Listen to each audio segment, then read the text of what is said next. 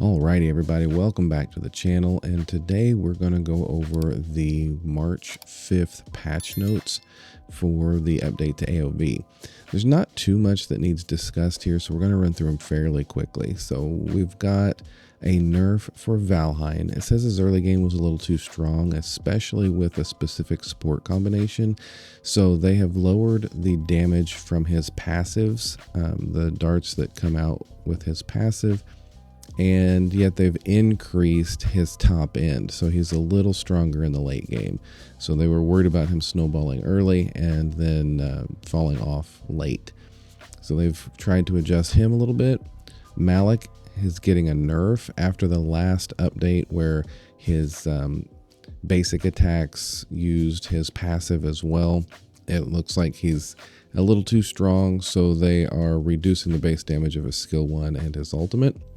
Raz is getting a nerf as well, again with after the last adjustment. He's a little too much according to their metrics, so they're taking the base damage of his skill 2 down a little bit.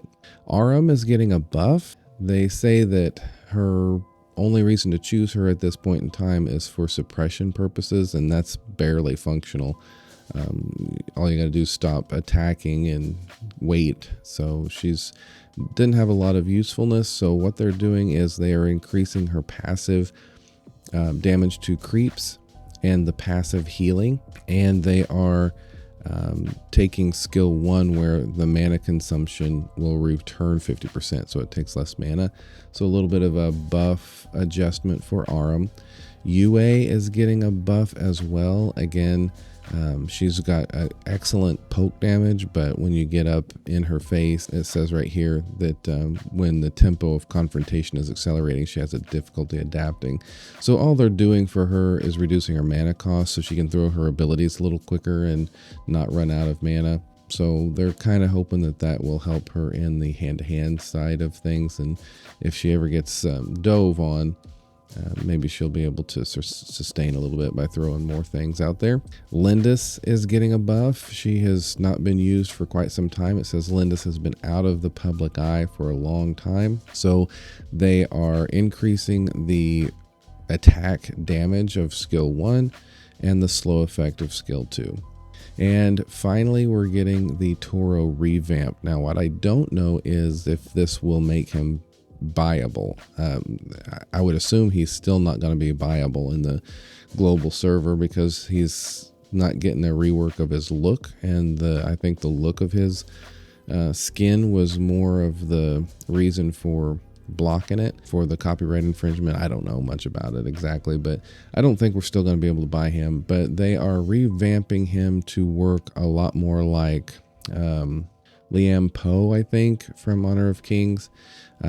So his passive is going to give him Iron Body, and he's going to have this fighting spirit, which I think has always kind of been similar. When he's in a fight, he takes less damage and increases his attack speed, and then that falls off as he gets out of battle.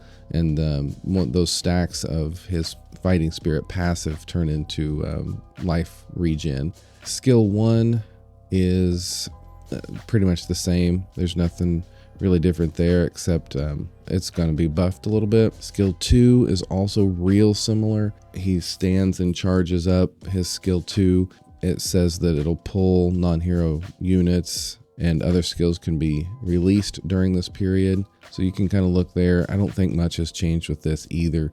The real change is the ultimate. So he jumps to a designated area and hammers the ground 3 times in a row. This isn't that much different. The first time, second time, and third time causes damage every time he smashes, and then the third time it gets a knock up. But the real difference is that you can use Bull Rush during the skill. So you can actually move where you're smashing as you're smashing it. So that was one of the big change for Toro, in my opinion. The other ones didn't really change that much.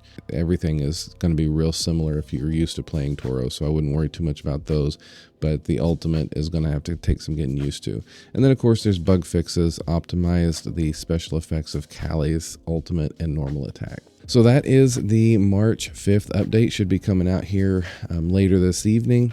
And if you like this video, please subscribe to the channel and leave a like on the video. I would greatly help me out. And I will see you all on the battlefield.